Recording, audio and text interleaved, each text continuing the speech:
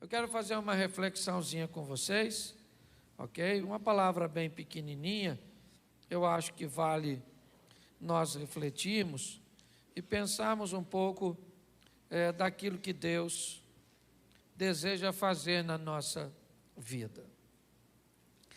Uma das coisas que eu tenho procurado mostrar muito às pessoas é que elas devem ter o cuidado de não estabelecer para si a métrica dos outros, de buscar entender o que Deus tem para elas.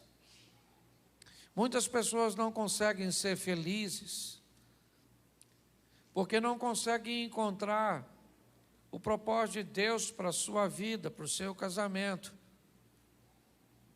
É gente que veio a esse mundo para viver uma carreira solo e resolve casar. Não era para você casar. Pastor, não me dou bem com ninguém. Essa é uma mensagem para tu. Será que todo mundo é ruim e você é bom? Se uma pessoa disser que você é um cavalo, pode ser mentira. Se 5 pessoas disser que você é um cavalo, pode ser um complô. Se 20 pessoas disser um cavalo, é porque você é um cavalo, compra uma ferradura. Tem gente que quer divorciar para ser feliz. Também não adianta. Tem nada muito melhor do que isso que se arrumou. As pessoas estão olhando para a vida do outro e imaginando, porque você não sabe os problemas que o outro tem. Aí você imagina, nossa, a vida dessa pessoa é perfeita. Isso tem sido um grande desafio para a maioria das pessoas. Ficar de olho no que está acontecendo na vida alheia, canalizar suas forças. Há muito tempo eu venho falando com a igreja sobre melhorar sua qualidade de vida. Foi isso que eu fiz na minha vida. Se você pensa que eu sou rico, você está muito enganado. Aqui deve ter pelo menos umas 100 ou 200 pessoas que têm mais recursos que eu. Mas eu aprendi a ser próspero, que é ter o bastante na maioria das áreas. E isso faz com que as pessoas olhem e digam, nossa, que pastor feliz, até porque eu não choro na sua frente. Mas eu também choro. Para mim também é difícil. Então o que eu tenho visto? A perda da oportunidade que Deus tem concedido a todos. É importante que você entenda que Deus não tem seus privilegiados. Não. Deus não tem um grupinho que Ele resolveu abençoar. Ele dá a oportunidade a todos, mas nem todos são capazes de aproveitar a oportunidade. E às vezes não é de hoje que Ele está dando a oportunidade, não apenas para você, mas para aqueles que antecederam você. Eu acho que essa é a grande questão. Quando seu pai vivia, ou seu avô vivia, o meu provavelmente também vivia. E durante a vida daqueles que já passaram, eles podem ter feito coisas totalmente diferentes. Isso fez com que a próxima geração entrasse com uma vantagem sobre outras pessoas. Não porque Deus tem privilegiados, porque pessoas aproveitaram as oportunidades oferecidas por Deus. Hoje, talvez, a vida financeira de alguém é mais fácil que a sua. Hoje, talvez, o equilíbrio emocional de algumas pessoas seja mais fácil que o seu. Hoje, o casamento de algumas pessoas podem ser mais fácil que os seus. Hoje, filhos de outras pessoas podem ser menos problemáticos que os seus. E o que isso me mostra?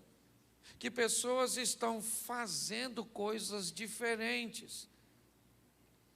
E quando as pessoas que têm um resultado negativo olham para isso, elas começam a achar que há uma injustiça nesse resultado.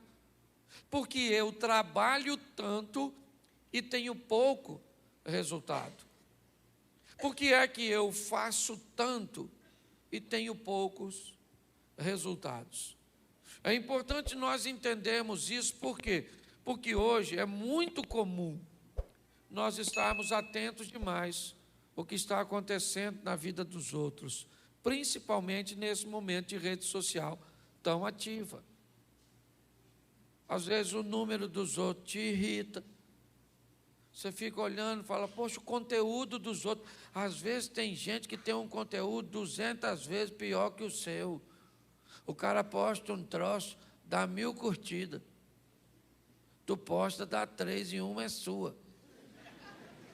Outra é da sua mãe. Não dá raiva, só dá em mim. Então já faz tempo que eu parei de olhar a vida dos outros e me concentrei na minha, para fazer as coisas acontecerem na minha vida. Então, eu já falei isso aqui, eu quero falar e depois quero usar uma palavrinha que Deus colocou no meu coração. Coloca aí a primeira carta do apóstolo Paulo à igreja de Coríntios, capítulo 10, versículo 1. Você já vai lembrar desse texto, porque eu tenho usado bastante aqui e tenho aprendido que a repetição é didática. Ora, irmãos, eu não quero que ignoreis que os nossos pais estiveram todos debaixo da nuvem. Todos passaram pelo mar. E todos foram batizados em Moisés, na nuvem e no mar. E todos comeram de um mesmo manjar espiritual. E beberam todos de uma mesma bebida espiritual, porque bebiam da pedra espiritual que os seguia. E a pedra era Cristo. Mas Deus não se agradou da maior parte deles, pelo que foram prostrados no deserto. Feche seus olhos. Pai, que toda distração, que todo embaraço seja repreendido e que as mentes sejam abertas para ouvir e muito mais do que ouvir. Colocar em uso, ó Pai, as ferramentas e aquilo que aprendem de Ti. Continua conosco em nome de Jesus. Amém. Glória a Deus. Amém. Aqui o apóstolo Paulo está fazendo uma descrição sobre um ambiente que aconteceu com o povo ao sair do Egito. Um povo tem 400 anos vivendo sob um regime opressor dominante, um ambiente de escravidão, altamente prejudicial para a mente. Depois de 2, 3 gerações, talvez, ou talvez até um pouco mais, filhos, netos e bisnetos, ou pais, filhos, netos e bisnetos, vamos lá, 4 gerações. Nós poderíamos entender que uma mentalidade foi desenvolvida nesse pessoal, uma mentalidade de escassez, de limitação, um povo que cresceu vendo tudo isso. Eles não conheciam a liberdade. De repente Deus envia um libertador para ir até o cativeiro e libertar este povo com mão forte. Mas eles não gerenciavam nada. Tudo que eles tinham eram porções oferecidas pelos seus senhores. Eles não precisavam de muita coisa. O que eles precisavam é de alimento, água e abrigo, e para isso trabalhavam. Quando de repente vem uma proposta, vocês vão sair do cativeiro para uma terra de libertação, beleza, é muito legal, mas quem é que vai administrar agora a minha vida? Foi muito legal quando eu migrei de um ambiente, de um funcionário, um operário, um colaborador de uma empresa, e fui mandado embora. Parecia que era algo extremamente agradável, mas era a empresa que pagava a maior parte do meu plano de saúde. O salário estava lá na minha conta todo final de mês. E a partir daquele momento que a liberdade chegou para mim, ela trouxe para mim responsabilidade, obrigações que outrora eu não tinha. E eu confesso que foi muito assustador para mim lidar com a liberdade, com o meu poder de escolha, com aquelas doses que chegavam para mim, já com todos os descontos, né? Com tudo aquilo que a empresa me oferecia. Agora eu não tenho mais. Como é que vai ser tudo isso? A liberdade que algumas pessoas almejam pode ser para elas altamente assustadora quando elas têm que lidar com a responsabilidade ou com a responsabilidade da liberdade que tiveram. Esse texto que nós lemos, ele diz isso. O que Deus está fazendo? Entrando no Egito. O que Deus quer fazer no Egito? Libertar seu povo. Tirar seu povo de um cativeiro, é verdade. Mas não bastou caminhar muito tempo e a fome veio, a sede veio, e a saudade do ambiente altamente limitante tomou de assalto o coração daquele povo, com saudade dos pepinos, com saudade das cebolas, com saudade das facilidades. Me parece que o que Deus quer transmitir com essa mensagem é que a liberdade é boa. Cristo é o libertador. Ele veio para nos libertar. Mas a liberdade não é boa para todo mundo. Porque quando alguém vai para a libertação com a mente de cativo, essa pessoa vai sofrer demais. Quando alguém sai do Egito e continua com o coração lá, isso vai ser altamente prejudicial. O texto em que lemos, Moisés está dizendo isso. Bota para mim, de novo, 1. Irmãos, eu não quero que vocês ignorem, eu quero que vocês entendam, eu quero que vocês estejam aptos a prestar atenção. Que os nossos pais estiveram todos debaixo da nuvem. Todos passaram pelo mar. Verso 2. Você já ouviu 2 vezes a expressão todos. Todos foram batizados na mesma nuvem, né? Em Moisés e na mesma nuvem no mar. Verso 3. Todos comeram do mesmo manjar espiritual. Verso 4. Beberam todos de uma mesma bebida espiritual. Todos.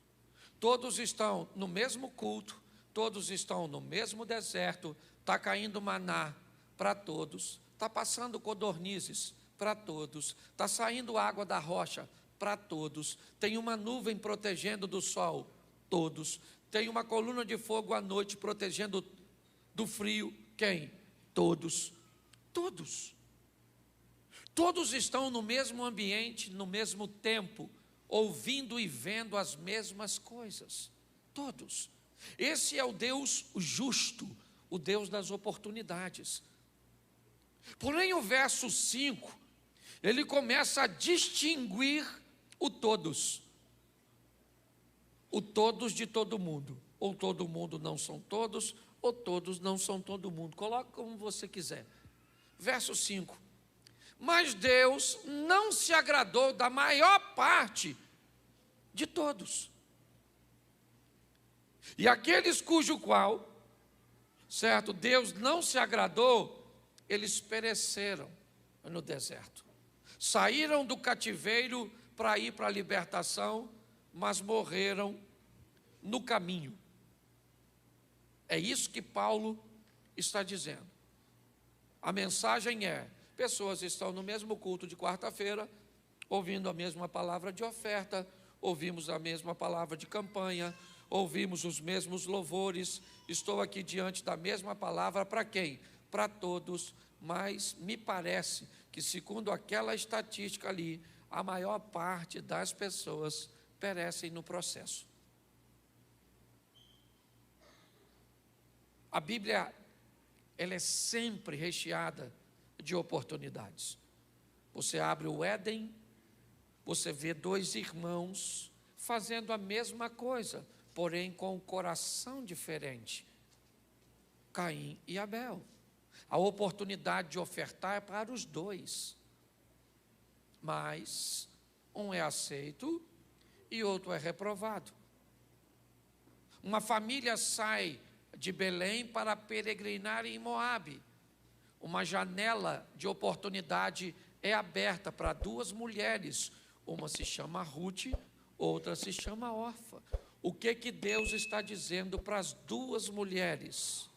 Eu tenho uma mesma oportunidade para vocês. Quando a sogra de vocês saírem de Moabe para ir para Belém, vão com ela. E lá em Belém eu vou abrir uma janela para vocês serem prósperas. Quantas mulheres foram? Quantas? Uma. E a outra? Ficou. Mas a oportunidade era para as duas. Duas mulheres engravidam, são prostitutas, mães de meninos, solitárias. Um parto de apenas 3 dias de diferença. O que representa a criança na Bíblia, em algumas aplicações, futuro. O filho é a representação do futuro. Duas mulheres receberam a oportunidade de cuidar de seu futuro. Uma delas se deitou sobre seu futuro e o matou. A outra fez com que seu futuro vivesse. Onde é que está a injustiça nisso? Na morte do bebê? É isso que você quer ver? Você vai olhar um pouco mais à frente e o que você vai ver? 12 discípulos, escuridão para os 12, vento para os 12, 3 horas da manhã aproximadamente para os 12, cansaço para os 12, Jesus aparece para os 12. Quantos homens poderiam andar sobre as águas nessa ocasião? Quantos? Os 12. Quantos andaram? E por quê? Porque Deus é injusto e deu uma oportunidade para um que não deu para o outro. Não. Se quando Pedro dissesse assim, eu vou sair do barco, André, seu irmão, dissesse, tu não vai sozinho porque eu vou também. Tiago e João, que era sócio dele numa pequena cooperativa de pesca, diria, nós também vamos, vocês não vão sozinhos não. E aí pensa, não sei se Tomé iria, mas a turma podia ser maior. Aí um cara anda sobre as águas e 11 caras ficam olhando. Oh, pelo amor de Deus, você precisa definir na sua vida se você quer ser um espectador de vida alheia ou você quer ser um protagonista das suas próprias histórias. Porque o Deus que você serve é o mesmo de todos nós. Aliás, nós temos 2 coisas que nos trazem altamente afinidades. Primeiro, servimos o mesmo Deus, temos um só Deus, uma só palavra, um só Espírito e os mesmos valores. Outra coisa que nos aproxima, o mesmo adversário, Satanás é o adversário de todos nós. Muitas coisas nos aproximam. Quando eu olho para esse ambiente, o que eu vejo? Eu vejo pessoas escutando a mesma coisa, mas vivendo coisas totalmente opostas. Isso me deixa desconfortável. Há uma oportunidade no Monte da Caveira. O homem está sendo crucificado numa cruz centralizada. Ele é o Salvador. Do seu lado direito vai um ladrão, do esquerdo um outro ladrão, e o Salvador está no meio para salvar quantos ladrões? Os 2. A oportunidade é para os 2. Os 2 são salvos? Não. Porque Jesus só poderia salvar um? Não. Ele poderia salvar os 2. As oportunidades precisam ser vistas de uma forma mais clara para a maioria das pessoas. Então deixa eu te mostrar 4 textos aqui para você entender, porque eu gosto da maneira como Deus permite a humanidade de seus escritores estar na Bíblia, sem comprometer a mensagem. Eu gosto de ver isso, porque Deus está sempre no controle. Por isso que você nunca vai ver Deus lutando com o diabo. Nunca. Nunca há batalha entre Deus e o diabo. A batalha é sempre entre o diabo e os anjos de Deus. Porque não há poder para o diabo para enfrentar o nosso Deus. Quando o diabo tiver a suposta batalha com Deus, a batalha é final, porque aí acabou.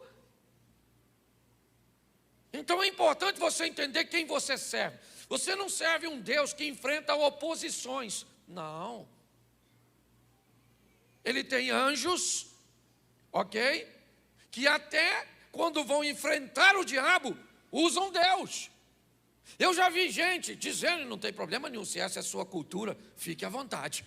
Eu vou pisar na cabeça do diabo. Mas quando um anjo enfrentou o diabo, ele disse assim: o Senhor te repreenda. Olha, ele não falou nada. Ele falou: diabo, vou falar uma coisa para você, para a gente acabar com isso o mais rápido possível. Senhor, o diabo. Tem gente que tem dificuldade até para orar. A grande disputa desse mundo espiritual são recipientes. Lugares onde duas forças querem estar e não conseguem estar simultaneamente. Quem é o recipiente? Eu e você. E quem é que está disputando esse recipiente? O bem e o mal. Por que é bem e mal? Porque um é a ausência do outro. Por isso que a representação é luz e trevas. Onde uma chega, a outra tem que ir embora. É ignorância e sabedoria. Chegou uma, a outra tem que ir embora. Quando Deus entra em você, pronto. Entrou, cadê o Satanás? Foi embora, porque não dá para bater duas coisas. Quando o Satanás entra em tu, o que vai? Deus vai embora, porque não dá. Pastor, mas o Satanás entra. No Pedro entrou. Não sei se entra em nós, porque nós somos muito melhor que o Pedro. Certo? O Pedro estava conversando com Jesus, e Jesus falou: ô Pedro, você respondeu direitinho. 10 para você. E por que você respondeu direitinho? Porque Deus está dentro de você. Pedro falou: beleza aí, Deus está dentro de mim. Jesus continua conversando com Pedro, já Deus foi embora e o Satanás entrou. E Jesus falou: Pedro, agora o Satanás está aí. Mas Pedro, Deus estava aqui agora mesmo? Pois é, mas o mal entrou. Então a grande disputa é essa. E não ri não, porque nós também somos assim. Ora está Deus, ora está o Satanás. É porque parece que quando eu falo Satanás, eu estou falando de possessão. Nossa. Certo? Como é que é o nome daquele que a menina sobe pela parede? Poltergeist, o exorcista. Não é isso que eu estou falando, não. Eu estou falando a você que às vezes é um recipiente do Satanás, para perturbar a sua mulher, para perturbar a família do seu filho, para perturbar seus filhos, para perturbar todo mundo, para perturbar vizinho. Entendeu?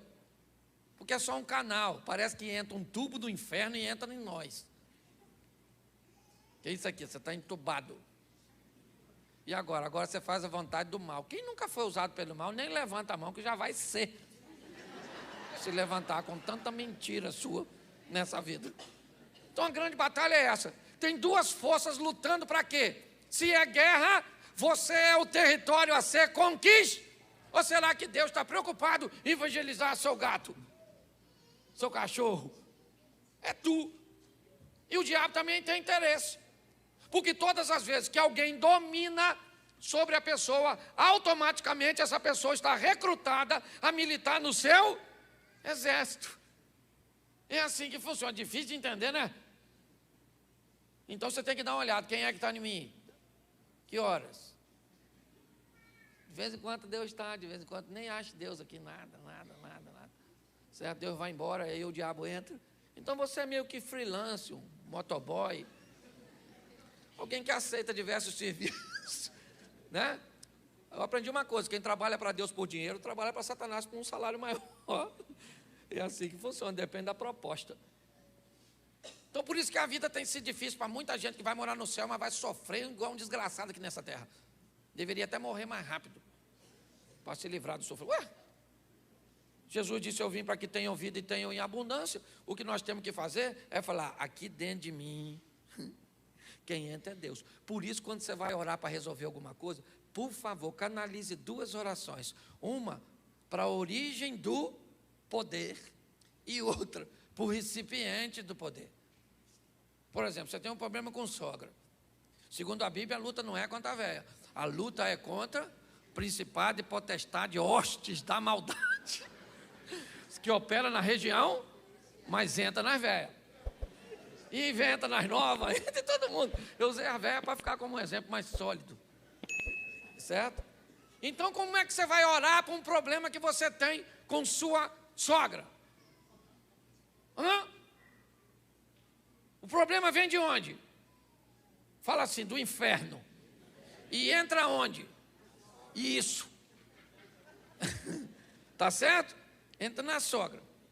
Então, o que você faz? Senhor, porque a oração sempre é para lá. Para de mandar a oração para o inferno, para de mandar a oração para as pessoas, mande a oração na direção certa. Senhor, meu Deus e Pai, em nome de Jesus, eu peço o acionamento do céu para tomar uma providência sobre a origem do mal. O Satanás, seus anjos, as potestades e o recipiente do mal. Minha sogra, minha esposa, meu filho. Você tem que saber como orar, você tem que canalizar a oração para os 2 ambientes, de onde vem o mal e onde o mal entra. Por exemplo, você tem um marido que é um ótimo marido, um cara extraordinário, bondoso, generoso, bom pai, dócil, mas se ele beber, a bebida tira Deus.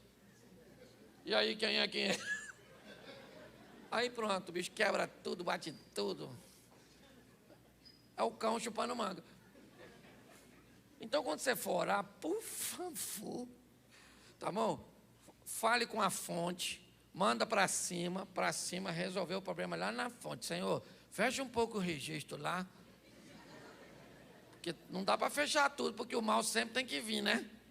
Mas Senhor, é mal demais. Eu acho que é um tubo de 4 polegadas, injetando mal o tempo inteiro. Tem gente vivendo casamento assim. Aí ora contra o marido. Está errado. Você ora para Deus, repreender o mal lá e conscientizar o recipiente aqui para ver se ele fecha também um registro aqui, porque tem um lá e outro aqui. Aí a turma vive toda bagunçada, pastor, minha vida está um inferno. Esse dia uma moça falou comigo, pastor, minha casa é um inferno, o senhor tem que ir lá. Eu falei, não vai não. Cláudio vai não, menino. Cláudio não frequenta esses ambientes assim, não. Estou a fim de ir no céu. Tua casa é um inferno, nossa, vamos encontrar quem lá? Você está rindo, mas é sério. Então entenda. Quando nós vamos olhar para isso, eu peguei 4 textos de histórias que mudam com a mesma palavra e achei muito interessante, porque a palavra é usada, Deus se lembrou. Eu gosto dessas palavras que homens deixaram e Deus permitiu que eles deixassem um registro, sem comprometer o todo e a essência da palavra, porque nós sabemos, desde que conhecemos a palavra de Deus, que Deus é onisciente e Ele não esquece de nada, não se arrepende de nada. Mas você encontra textos dizendo que Deus está arrependido. Por favor, se você não entende o contexto e o que está sendo transmitido, não coloque defeito na Bíblia. Mas eu não vou falar disso agora. Gênesis capítulo 1, verso 8. Preste atenção. O que essas histórias têm em comum? E chamou Deus,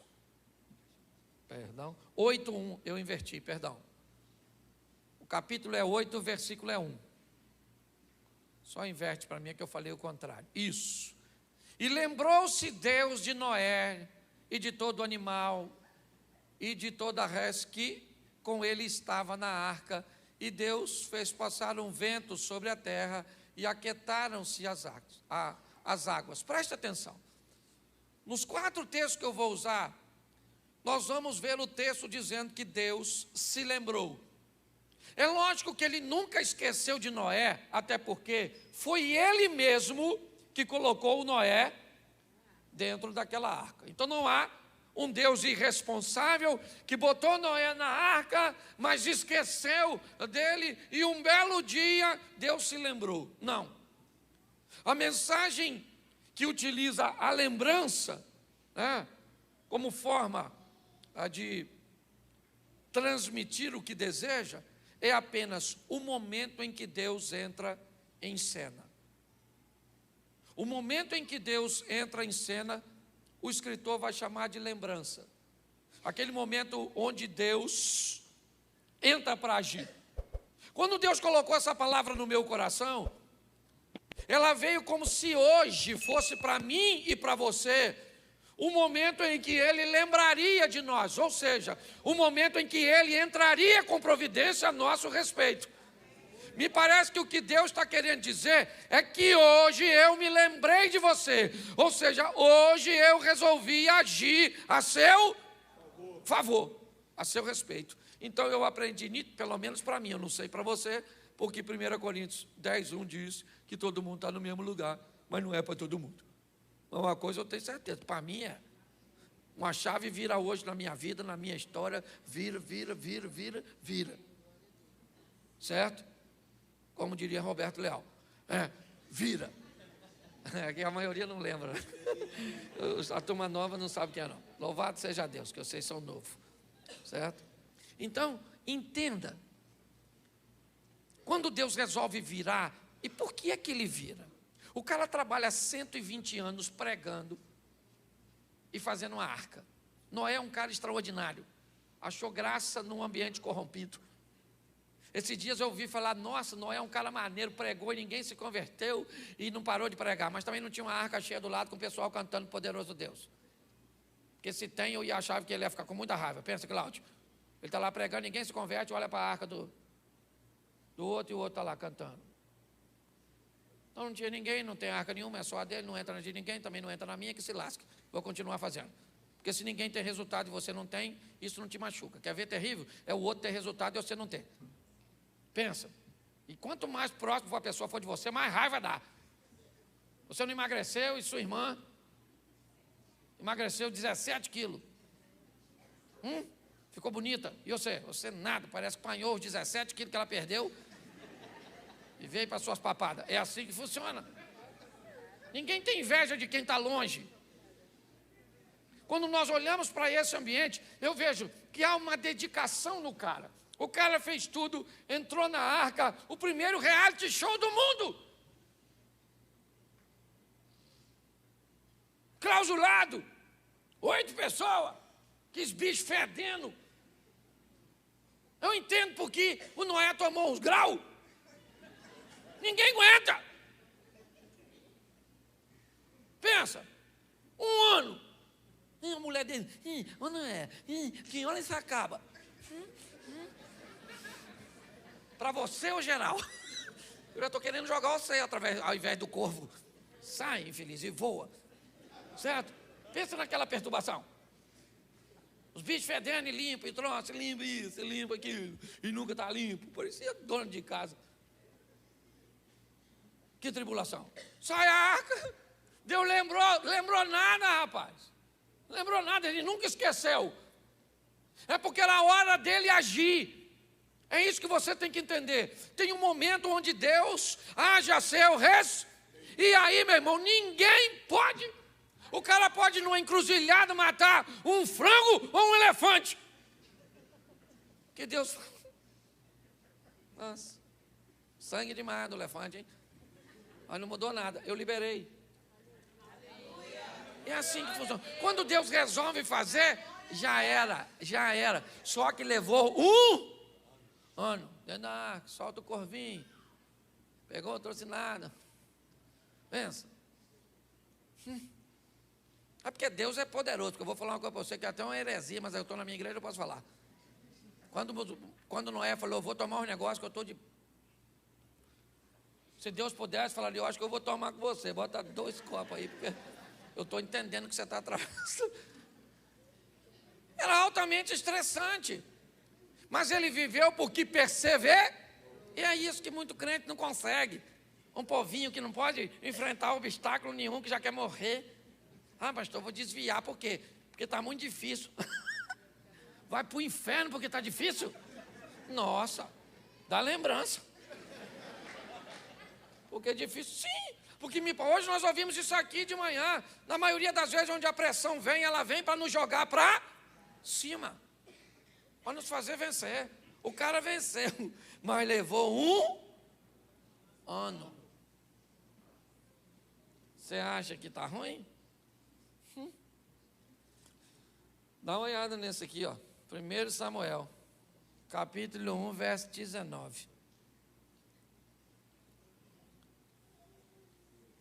Levantaram-se de madrugada, adoraram perante o Senhor, voltaram e vieram à sua casa a Ramá. E Eucana conheceu Ana, sua mulher, e o Senhor se lembrou dela. Gosta disso. Aproximadamente 10 anos, a Ana queria um filhinho. E onde é que o filho nascia? Na tenda da Penina. Pensa num bicho que parecia um coelho. De 3 em 3 meses tinha mexer. Criança chorando na tenda da Penina. Chora lá e Ana chora de casa sozinha, e o filho nasce lá, e chora daqui, e nasce lá, e chora daqui, e nasce lá, e é um filho, 2 filhos, 3 filhos, 4 filhos. Pensa numa mulher fértil. E Ana não nasce nada. Demorou aproximadamente 10 anos. 10 anos. E Deus se lembrou. Ele nunca esqueceu. Mas chegou um momento. Ana não tem um filho comum. Ana tem um dos maiores homens do Velho Testamento como filho. Quando está demorando demais, busque colocar na sua mente e dizer: rapaz, mas o negócio está demorando tanto porque Deus está... Nossa, está trazendo uma coisa tão boa, que a hora que chegar, por exemplo, você está com 35 e não casou. Louve a Deus. Pastor, por quê? Porque não entrou ninguém certo na sua vida, mas também não entrou errado. Pior é quem casou. Ah, pastor, eu estou sofrendo porque não casei. Deixa esse sofrimento para quem casou errado. Porque está assim de gente. Leva tempo, meu filho. Você tem que entender isso. E muitas vezes tempo para que algo seja feito da melhor forma possível, porque Deus sabe o que está fazendo por mim e por você. Às vezes é cansativo, sim ou não? É exaustivo, é desanimador. Às vezes você vai viver perto de uns recipientes usados quase full time pelo Satanás. Você acha que não é nem mais uma pessoa, é o Satanás que veio e se materializou. Mas você tem que aprender a respeitar o tempo, porque Deus está no controle de todas as coisas. E na hora que Ele quiser agir, aí as pessoas dizem: ah, Ele se lembrou. Lembrou nada, menino. Ele nunca esqueceu. Ele só estava preparando um ambiente. Mais de um ano por Noé não foi nada em relação a Ana. Você pensa que não pode piorar? Gênesis 30, 22. Aqui a chapa esquenta. Mas Deus se lembra também. 30, 22. Lembrou-se Deus de Raquel, e Deus a ouviu e abriu a sua mão. Bom, gente, presta atenção. Raquel era doidinha para ter um filho. Pensa numa mulher doidinha para ter um filho. Amada pelo cara. O cara trabalhou para ela. Raquel devia ser uma mulher bonita, porque ninguém trabalha 14 anos para casar com a mulher feia. Não trabalha. Ele já casou com Lia. Se Lia fosse melhorzinha, é que ela tinha um olho para arquibancada, o outro para geral. Ela era bem bagunçadinha, certo? E, senão, o Jacó tinha falado: deixa a Raquel para outra, que eu vou aqui com Lia mesmo, né? Mas não foi assim. Catou, devia ser um mulherão, sim ou não? Sim, cavala. Mas ela não gerava filho, e o filho nascia na tenda da outra. Sabe quantos filhos? Se eu achava que a Penina era boa de filho, A Lia teve 7, irmão. Pensa numa dona. Via a cueca do... engravidava. Uma mulher acima da média, a dona. E a Raquel doida para ter um filhinho. E a outra tinha 7. A Raquel ficou muito invocada, falou, quer saber de uma coisa? Ô Jacó, pega minha serva aqui e faz filho nela. O Jacó podia falar, eu não, pô, já tem 7. Mas homem é homem todo tempo.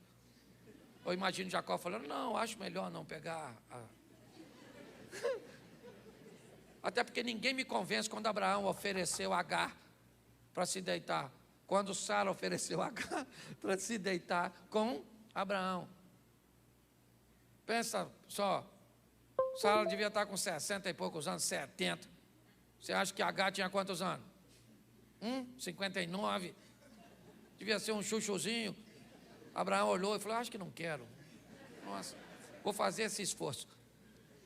Você está rindo de quê? Está assim de gente buscando atalho para alcançar o que deseja. É isso que a Bíblia está dizendo. Olha o problema que gera quando você queima etapa e não aguarda o que Deus tem a fazer por você. Ele sabe o tempo que vai fazer na sua vida, não precisa se apressar não, porque Ele está no controle de tudo. Está muito tempo, demorando demais. Então vá, Agar. Vai lá. Deus está demorando, vou dar uma forcinha. Vai, está precisando. Deus está com muita dificuldade, pegou Covid. Deve ser, está esquecendo das coisas. Eu gosto desse texto, porque a Lia teve 7 filhos. A outra, que é a escrava, a Zilpa teve 2. A Bila teve 2. Olha. E Raquelzinha não tem nada. Tem nada. Só as crianças chorando. Mas o texto diz ali que Deus se lembrou da Raquel. E ela foi mãe de quem? Que José? E os filhos de José substituíram 2 da tribo, lembra? Manassés e Efraim. Demorou ou não demorou? Aproximadamente, eu botei aqui, 7 com 2, 9 com 2, quase uns 15 anos para a mulher ter um filhinho. E você está esperando 6 meses. Nossa, pastor, eu fiz uma campanha. Vai ler a Bíblia, rapaz. Então não vem mais aqui não, porque não tem milagre. Então vai embora. Entendeu? Vai num fast food desse aí e pega lá na hora. Porque está demorando para caramba. O cara teve uma visão quando eu era mesmo lá na igreja Rio de Janeiro, que Deus ia me colocar num avião para voar. Pensa num medo, até não orei pedindo para que acontecesse. Não queria voar. Menino, passou de 10 anos, não voei pela primeira vez. Falei, Senhor, hoje está cumprindo esse troço. E a minha preocupação não é nem essa. É porque ele disse que via eu nos aeroportos tudo com a mala, só trocando de voo. Isso significa que não vai ficar só nesse. Nossa, aí eu viajo, tomo Rivotril, essa aqui sabe. Chego lá, chego, louvado seja Deus. Mas se Ele falou, Ele vai cumprir, porque Deus tem palavra. É assim que funciona. Você só tem que ver se quem está falando está com o tubo ligado no recipiente do bem ou do mal, porque Satanás está prometendo muita coisa. Pensa num profeta bom. Você vai ser alguém sem estudar. Isso, oh meu Deus, que bênção. Deus é tão bom, vai ser alguém burro sem estudar. Ele não está nem mentindo, apesar de ser o pai da mentira. Porque tem gente que não pode escutar uma palavra que já acha que vem de Deus, se for boa. E aliás, tem gente que não acredita, só acredita também se for ruim. Se eu estivesse aqui falando agora que Deus vai te dar 5 milhões, amanhã provavelmente você vai falar assim, palhaçada, esse pastor querendo enganar a gente, vai pedir logo uma oferta. Certo? Porque quando a palavra é boa, o pessoal tem dificuldade. Vai vencer, você vai prosperar. Não, até legal, mas se eu falasse que quando você saísse daqui hoje, você ia ser atropelado. Olha, eu vejo uma visão com você. Você vai ser atropelado nessa noite. Provavelmente você ia falar comigo, pastor, deixa eu dormir aqui. Porque vai que a profecia cai na noite. Eu vou embora de dia, já que eu ia ser atropelado à noite. Está assim de gente, doida. E acha que o doido sou eu.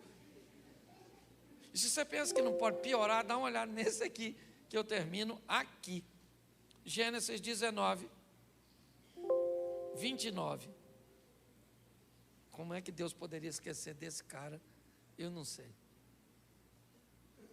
Isso. E aconteceu que, destruindo Deus as cidades da Campina, Deus fez o quê? Se lembrou de Abraão. Bom, não dá para esquecer de um cara como esse. Até porque é uma responsabilidade muito grande no que Deus prometeu a ele no capítulo 12. Sai da sua terra e da tua parentela e vai para uma terra que eu te mostrar. Então o que Deus está dizendo é, até você chegar no destino, eu vou estar com você. Então você não tem como esquecer de alguém que está fazendo uma viagem com você. Essa é a grande verdade. O grande problema é que esse cara recebe esse chamado no capítulo 12 e ele tem 75 anos de idade. E essa palavra se cumpre quando ele tem 100. Levou quantos anos? 25 anos. Porque Deus tinha esquecido e só lembrou 25 anos depois? Não, porque ele está vivendo e fazendo no tempo, é isso. Essa é a grande questão. Algumas pessoas viverão promessas bem rápidas, outras terão que cumprir o período de tempo, seja um ano, como Noé, mas foi 120 anos para construir a arca. Pare e pense. Seja como Raquel, pode ter sido como Ana, ou como Abraão. Deus não se esquece de nós, ou não esquece de nós. E eu acredito que hoje, essa expressão, lembrou-se, tem a ver com o momento em que as coisas vão acontecer. E uma chave vira hoje. Eu preciso que você acredite nisso para que você tome posse. Hoje uma chave vira neste lugar. Porque Deus, olha para quem está do seu lado e diga, ó, Deus se lembrou de você.